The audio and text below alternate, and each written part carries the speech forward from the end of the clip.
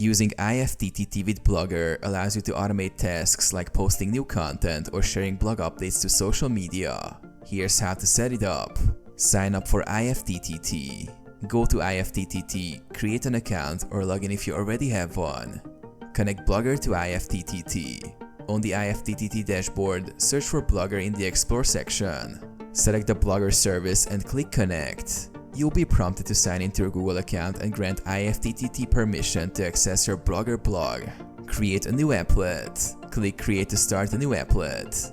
Choose your trigger by clicking on If This. For example, you could use RSS feed or Twitter as a trigger, where a new tweet or RSS feed item triggers a new post. Configure the trigger settings.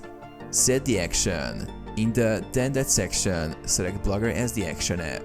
Choose an action, like create a post or update a post. You can automatically add new blog posts, update existing ones, or share posts on social media.